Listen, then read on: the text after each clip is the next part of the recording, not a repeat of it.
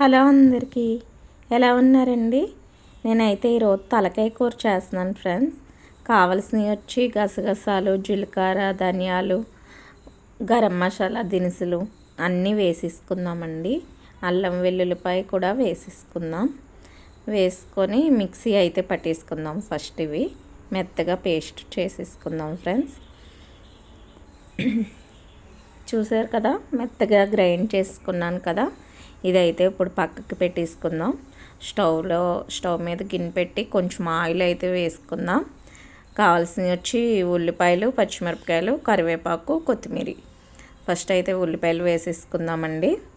ఉల్లిపాయలు, పచ్చిమిరపకాయలు, కొంచెం కరివేపాకు కూడా వేసేసుకుందాం. వేసేసుకొని బాగా ఫ్రై చేసుకోవాలండి. ఇవి బాగా ఫ్రై అయ్యే వరకు, గోల్డెన్ బ్రౌన్ కలర్ వచ్చే వరకు ఫ్రై చేసుకుందామండి. ఇంతకీ ఎంతమందికి తలకాయ కూర అంటే ఇష్టమో చెప్పండి. నాకైతే పెద్ద ఇష్టం ఉండదండి. మా హస్బెండ్కి అయితే చాలా ఇష్టం, అందుకే వండవలసి వస్తుంది. మా పిల్లలు కూడా అంత ఇష్టంగా ఏమీ తినరు. ఇదిగోండి, నేను తలకాయని అయితే నీట్గా క్లీన్ చేసి కొంచెం ఉప్పు, కారం, పసుపు వేసుకొని కలిపేసి ఉంచుకున్నానండి. అంటే కొంచెం ముక్కకి ఉప్పు కారం పట్టి టేస్ట్గా ఉంటుందని చెప్పి